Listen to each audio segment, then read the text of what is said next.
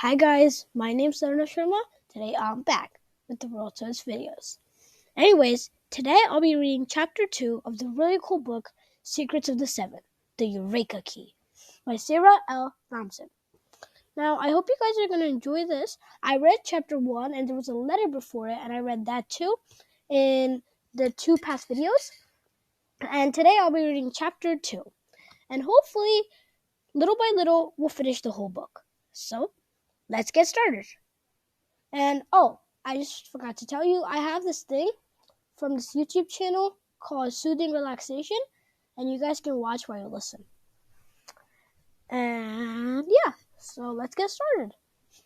3, 2, 1, here you go. Chapter 2. Sam called as he walked through the front door to his house. Sam's mom was perched on a stool at the kitchen counter, and she looked up from her laptop as he walked in. Her nest of curly brown hair made it look like she had just rolled out of bed, but Sam knew that she'd been working since before the sun rose. Sam had definitely inherited the massive curly hair, but the work ethic, not so much. The only thing that could make Sam pull an all-nighter was a Saturday New York Times crossword puzzle. "Oh, hi, sweetheart," his mom said. "Is school over already? Boy, time flies." She took a sip of her coffee and glanced at the calendar hanging at the wall. "Look at that. Only one more week before vacation. Then the great Solomon family annual camping trip will begin. Rising at dawn, swimming in the lake, building fires under the stars, sleeping on the ground, accidentally inhaling bugs, running away from bears," Sam continued. "Yep, can't wait." Mrs. Solomon rolled her eyes. "Very funny, Sam." So right now they're talking about how Sam got back from school and how he has his mom's curly hair, but not the work ethic. And it's actually kind of funny because they're like, one more week before we go on that camping trip, but then Sam is like, yeah, and then inhaling bugs and running over from bears. He doesn't look very excited. Anyways, let's keep reading. Sam flashed her a toothy grin before digging in the refrigerator for a soda. "Anyways, bugs are excellent protein," his mom said, typing away.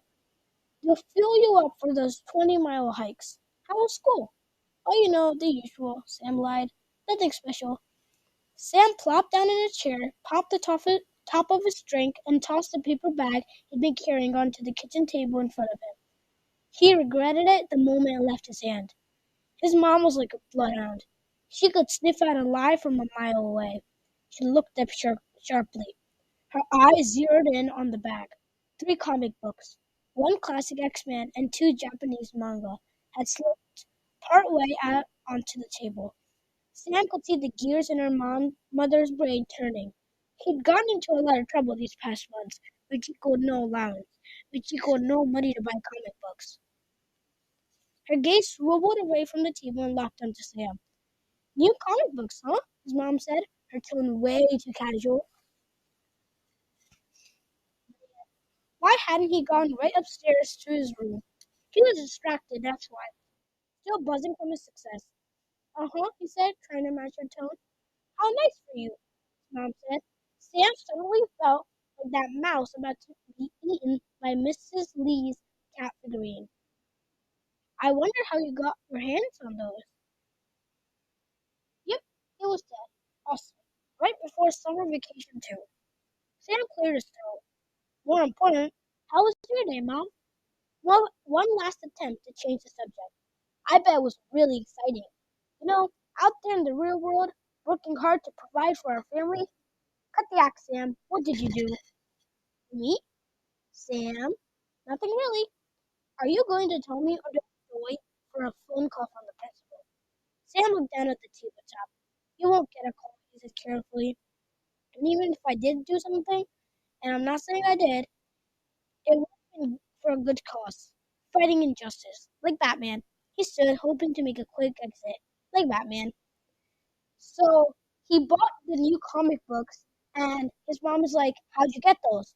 And like he's trying to change the subject and trying to not explain, But his mom figured out that he probably got in some sort of trouble, and she's like, "What did you do?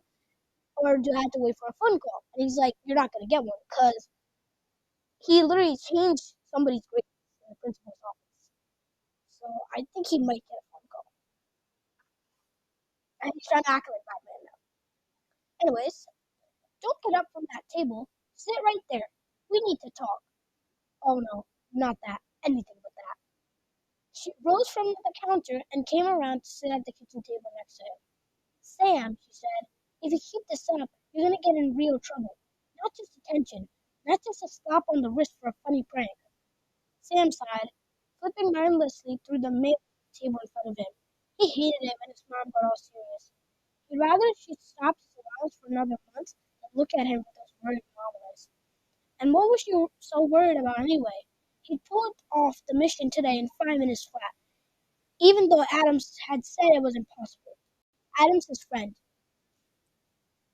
"Look, the teachers have always told me you're one of the smartest kids I've ever taught," his mom went on. "But that's not good enough for you, is it? You think you can get away with anything, like you're invincible. Well, someday it's going to catch up with you." Sam felt a stab of guilt in his chest, but he pushed it away. Someday, maybe, but not today. And his nothing his mom could say was going to ruin that. As he riffled through the pile of junk mail and bills, a glistening metallic edge caught his eye. Sam pulled it out. It was a slender silver envelope, and it had his name on it. "Are you even listening to me, Sam?" "Yeah, but look at this. It's for me." His mom signed an exasperation. "Fine, open it, but we haven't finished talking." Sam flipped the envelope, and as his eyes glanced over to the return address, his heart nearly jumped out of his chest. "No way," he muttered under his breath. The envelope was from the American Dream Contest. "What is it?" asked his mom. "The American Dream," said Sam. "A nationwide contest. But it couldn't have won. They must have had, like, thousands of entries." It had been about 3 months back that he'd first seen the contest mentioned on several of the puzzle blogs he'd followed. Then there were ads in magazines. The web was buzzing, especially since the organizers advertised their competition as one of the most difficult and multifaceted ever created. It combined classic puzzling, riddles, logic, and sequential reasoning with American history, and it had been super hard. Sam spent almost a week on it, instead of doing homework, of course, and he'd aced it. Or at least he thought he had. The history stuff? Okay, that wasn't Sam's strong suit. But he still managed to work out every puzzle and send in his entry. But that was months ago. When he didn't hear back, Sam figured he'd gotten a date wrong or misspelled George Washington or something. And he shrugged it off, and he shrugged it off. You couldn't win everything.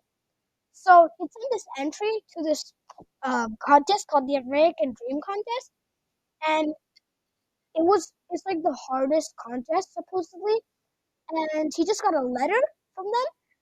But since he sent it weeks ago and he hadn't got anything until now, he thought he'd lost, and he was like, he couldn't win everything.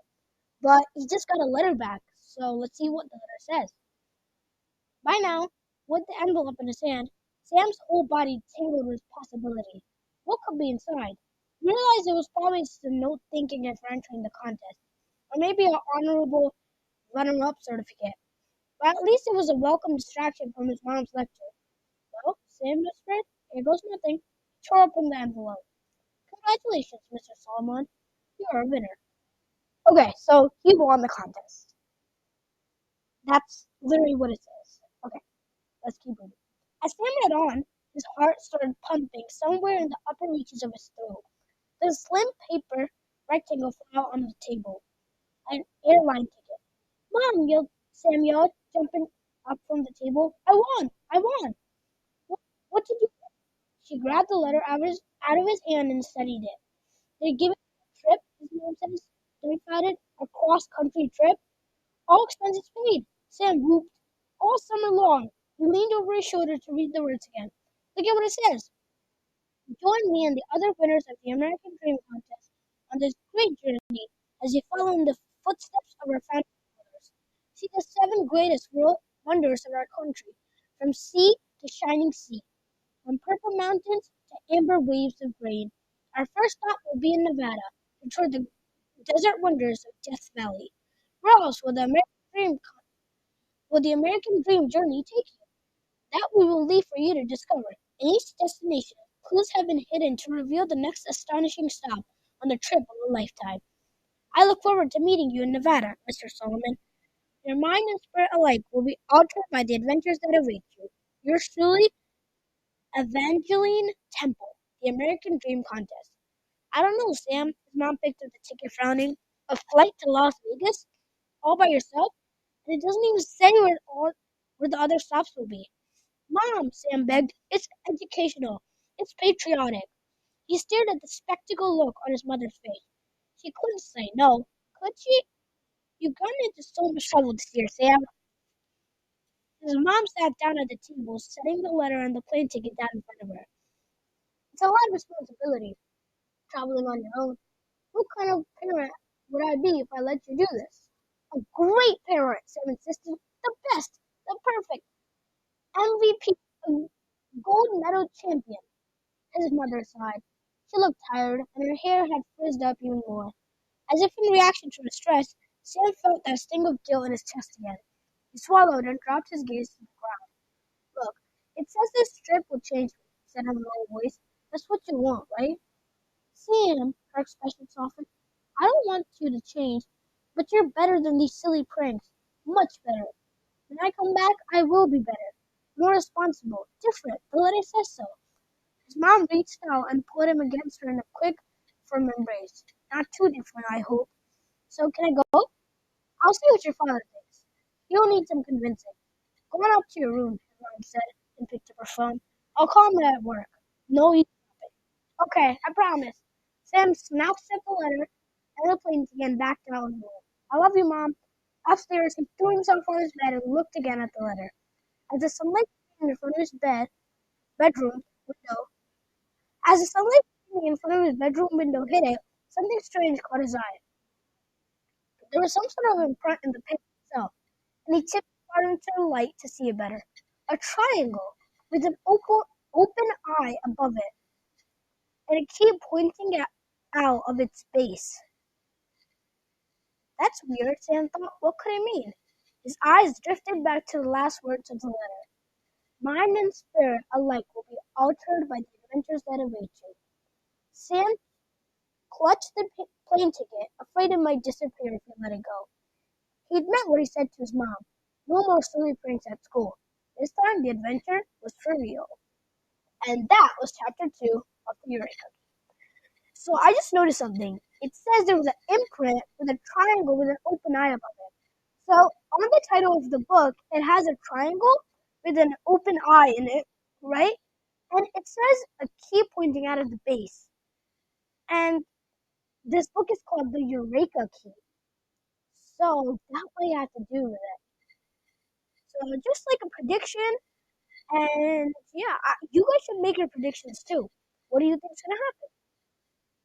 So yeah, so that was chapter 2 of the Eureka Key.